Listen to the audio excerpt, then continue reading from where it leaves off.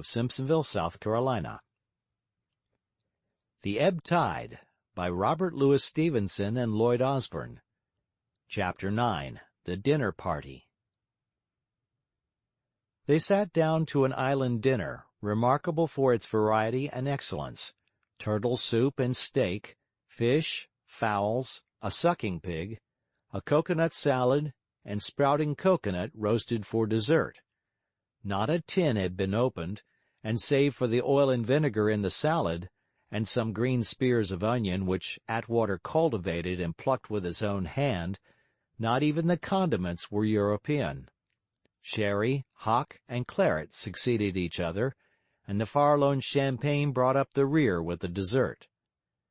It was plain that, like so many of the extremely religious in the days before teetotalism, Attwater had a dash of the epicure. For such characters it is softening to eat well, doubly so to have designed and have prepared an excellent meal for others, and the manners of their host were agreeably mollified in consequence. A cat of huge growth sat on his shoulders purring, and occasionally with a deft paw capturing a morsel in the air. To a cat he might be likened himself, as he lolled at the head of his table, dealing out attentions and innuendos, and using the velvet and the claw indifferently. And both Huish and the captain fell progressively under the charm of his hospitable freedom. Over the third guest, the incidents of the dinner may be said to have passed for long unheeded.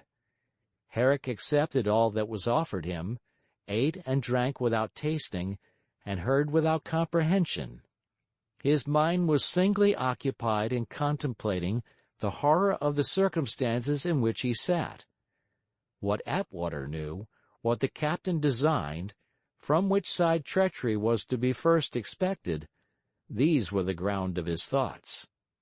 There were times when he longed to throw down the table and flee into the night, and even that was debarred him. To do anything, to say anything, to move at all, were only to precipitate the barbarous tragedy, and he sat spellbound, eating with white lips. Two of his companions observed him narrowly. Attwater with raking sidelong glances that did not interrupt his talk, the captain with a heavy and anxious consideration. "Well, I must say this sherry is a really prime article," said Huish. "How much does it stand you in, if it's a fair question?" 112 shillings in London, and the freight to Valparaiso, and on again," said Attwater. "It strikes one as really not a bad fluid." 112, murmured the clerk, relishing the wine and the figures in a common ecstasy. "Oh, my!" "So glad you like it," said Attwater. "Help yourself, Mr. Whish, and keep the bottle by you." "My friend's name is Huish, and not Wish, sir," said the captain with a flush. "I beg your pardon, I'm sure. Huish and not Wish, certainly," said Attwater. "I was about to say that I have still 8 dozen," he added, fixing the captain with his eye. 8 dozen what?" said Davis. "Sherry," was the reply. 8 dozen excellent sherry. Why, it seems almost worth it in itself, to a man fond of wine." The ambiguous word struck home to guilty consciences, and Huish and the captain sat up in their places and regarded him with a scare. "Worth what?" said Davis. 112 shillings, replied Attwater. The captain breathed hard for a moment. He reached out far and wide to find any coherency in these remarks, then, with a great effort, changed the subject. "I allow we are about the first white men upon this island, sir," said he. Attwater followed him at once, and with entire gravity, to the new ground.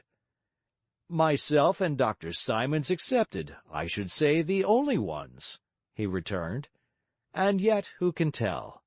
In the course of the ages, someone may have lived here, and we sometimes think that someone must. The cocoa palms grow all round the island, which is scarce like nature's planting. We found besides, when we landed, an unmistakable cairn upon the beach, use unknown, but probably erected in the hope of gratifying some mumbo-jumbo whose very name is forgotten, by some thick-witted gentry whose very bones are lost. Then the island, witness the directory, has been twice reported, and since my tenancy, we have had 2 wrecks, both derelict. The rest is conjecture. Dr. Simons is your partner, I guess, said Davis. A dear fellow, Simons. How he would regret it if he knew you had been here, said Attwater. He's on the Trinity 'All, ain't he? asked Whish. And if you could tell me where the Trinity 'All was, you could confer a favor, Mr. Whish, was the reply. I suppose she has a native crew, said Davis. Since the secret has been kept 10 years, one would suppose she had, replied Attwater. Well now, see here, said Whish. You have everything about you in no end style, and no mistake, but I tell you it wouldn't do for me. Too much of the old rustic bridge by the mill, too retired by half. Give me the sound of Bow Bells. You must not think it was always so, replied Attwater. This was once a busy shore, although now, hark! You can hear the solitude. I find it stimulating. And talking of the sound of bells, kindly follow a little experiment of mine in silence. There was a silver bell at his right hand to call the servants. He made them a sign to stand still, struck the bell with force, and leaned eagerly forward. The note rose clear and strong. It rang out clear and far into the night and over the deserted island. It died into the distance until there were only lingered in the porches of the ear a vibration that was sound no longer. Empty houses, empty sea, solitary beaches, said Attwater. And yet God hears the bell. And yet we sit in this veranda on a lighted stage with all heaven for spectators. And you call that solitude? There followed a bar of silence, during which the captain sat mesmerized. Then Attwater laughed softly. These are the diversions of a lonely man, he resumed, and possibly not in good taste. One tells oneself these little fairy tales for company. If there should happen to be anything in folklore, Mr. Hay. But here comes the claret. One does not offer you Lafitte, Captain, because I believe it is all sold to the railroad dining cars in your great country.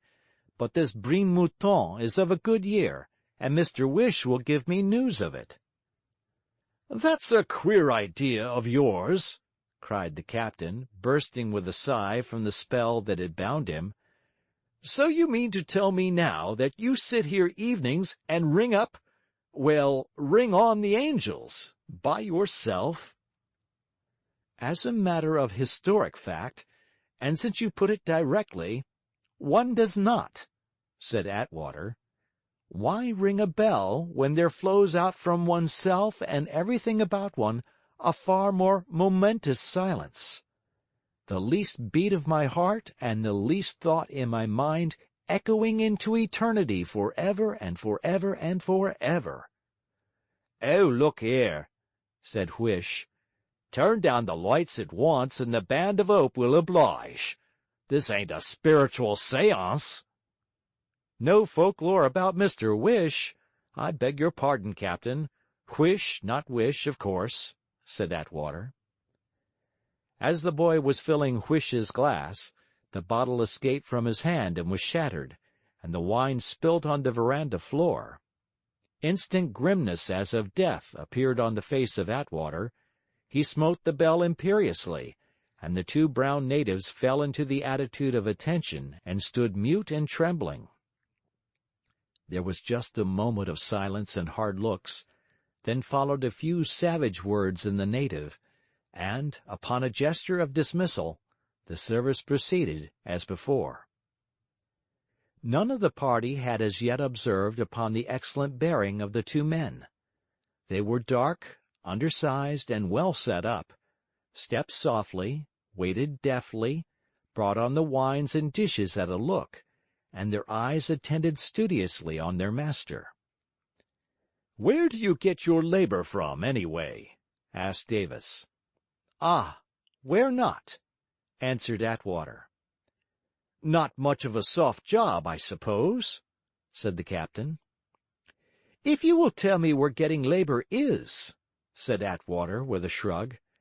"And of course, in our case, as we could name no destination, we had to go far and wide and do the best we could. We have gone as far west as the King's Mills, and as far south as Rapa-Iti. Pity Simons isn't here. He is full of yarns. That was his part, to collect them. Then began mine, which was the educational."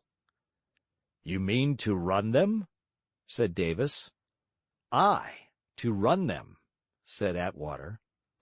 "Wait a bit," said Davis. "I'm out of my depth. How was this? Do you mean to say you did it single-handed?" "One did it single-handed," said Attwater, "because there was nobody to help one." "By God, you must be a holy terror!" cried the captain in a glow of admiration. "One does one's best," said Attwater. "Well now," said Davis, "I have seen a lot of driving in my time, and been counted a good driver myself. I fought my way, third mate, round the Cape Horn with a push of packet-rats that would have turned the devil out of hell and shut the door on him. And I tell you, this racket of Mr. Attwater's takes the cake. In a ship, why, there ain't nothing to it. You've got the law with you, that's what does it. But put me down on this blame beach alone, with nothing but a whip and a mouthful of bad words, and ask me to— No, sir! It's not good enough. I haven't got the sand for that," cried Davis. "It's the law behind," he added. "It's the law does it, every time." "The beak ain't as black as he's sometimes painted," observed Whish humorously. "Well, one got the law after a fashion," said Attwater. "One had to be a number of things. It was sometimes rather a bore." "I should smile," said Davis. "Rather lively, I should think." "I dare say we mean the same thing," said Attwater. "However, one way or another, one got it knocked into their heads that they must work, and they did, until the Lord took them." "'Ope you made 'em jump," said Whish. "When it was necessary, Mr. Whish, I made them jump," said Attwater. "You bet you did!" cried the captain. He was a good deal flushed, but not so much with wine as admiration, and his eyes drank in the huge proportions of the other with delight. "You bet you did, and you bet that I can see you doing it. By God, you're a man, and you can say I said so." "Too good of you, I'm sure," said Attwater. Did you ever have crime here?" asked Herrick, breaking his silence with pungent voice. "Yes," said Attwater, "we did." "And how did you handle that, sir?" cried the eager captain. "Well, you see, it was a queer case," replied Attwater. "It was a case that would have puzzled Solomon. Shall I tell it you? Yes?" The captain rapturously accepted. "Well," drawled Attwater, "here is what it was. I dare say you know two types of natives, which may be called the obsequious and the sullen? Well, one had them, the types themselves, detected in the fact, and one had them together. Obsequiousness ran out of the first like wine out of a bottle, sullenness congested in the second. Obsequiousness was all smiles. He ran to catch your eye, he loved to gabble, and he had about a dozen words of beach English and an eighth of an inch veneer of Christianity. Sullens was industrious, a big down-looking bee. When he was spoken to, he answered with a black look and a shrug of one shoulder, but the thing would be done. I don't give him to you for a model of manners. There was nothing showy about Sullens, but he was strong and steady, and ungraciously obedient. Now Sullens got into trouble. No matter how, the regulations of the place were broken, and he was punished accordingly, without effect. So the next day, and the next, and the day after, till I began to be weary of the business, and Sullens, I am afraid, particularly so. There came a day when he was in fault again, for perhaps the 30th time, and he rolled a dull eye upon me, with a spark in it, and appeared to speak. Now the regulations of the place are formal upon one point: we allow no explanations, none are received, none allowed to be offered. So one stopped him instantly, but made a note of the circumstance. The next day he was gone from the settlement. There could be nothing more annoying. If the labor took to running away, the fishery was wrecked. There are 60 miles of this island, you see, all in length like the Queen's Highway.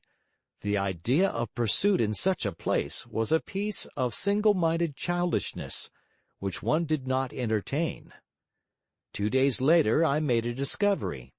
It came in upon me with a flash that Sullens had been unjustly punished from beginning to end, and the real culprit throughout had been obsequiousness. The native who talks, like the woman who hesitates, is lost. You set him talking and lying, and he talks and lies, and watches your face to see if he has pleased you, till at last out comes the truth. It came out of obsequiousness in the regular course. I said nothing to him. I dismissed him, and late as it was, for it was already night, set off to look for Sullens. I had not far to go. About 200 yards up the island, the moon showed him to me. He was hanging in a cocoa palm. I'm not botanist enough to tell you how, but it's the way, in 9 cases out of 10, these natives commit suicide. His tongue was out, poor devil, and the birds had got at him. I spare you details, he was an ugly sight. I gave the business 6 good hours of thinking in this veranda. My justice had been made a fool of. I don't suppose that I was ever angrier. Next day I had the conch sounded and all hands out before sunrise. One took one's gun and led the way with obsequiousness. He was very talkative. The beggar supposed that all was right now he had confessed. In the old schoolboy phrase, he was plainly sucking up to me, full of protestations of goodwill and good behavior, to which one answered one really can't remember what. Presently the tree came in sight, and the hanged man. They all burst out lamenting for their comrade in the island way, and obsequiousness was the loudest of the mourners. He was quite genuine, a noxious creature, without any consciousness of guilt. Well, presently, to make a long story short, one told him to go up the tree. He stared a bit, looked at one with a trouble in his eye, and had a rather sickly smile, but went. He was obedient to the last, he had all the pretty virtues, but the truth was not in him.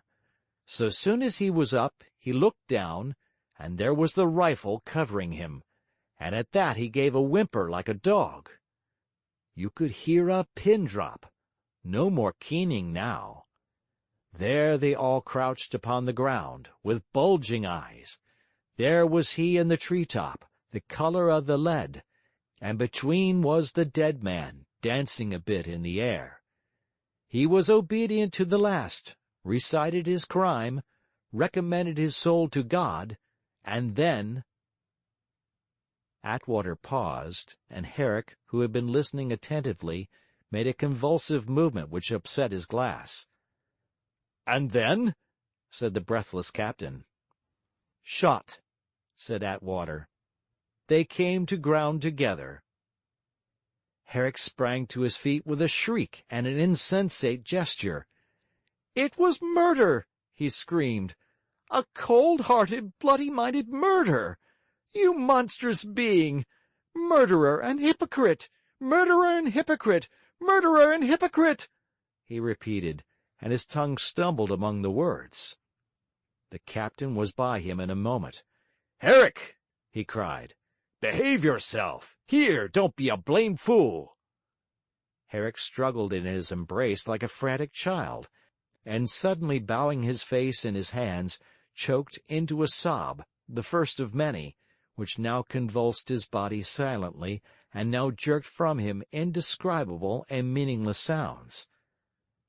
"Your friend appears over-excited," remarked Attwater, sitting unmoved but all alert at table. "It must be the wine," replied the captain. "He ain't no drinking man, you see. I think I'll take him away. A walk'll sober him up, I guess." He led him without resistance out of the verandah and into the night, in which they soon melted. But still for some time, as they drew away, his comfortable voice was to be heard soothing and remonstrating, and Herrick answering, at intervals, with the mechanical noises of hysteria.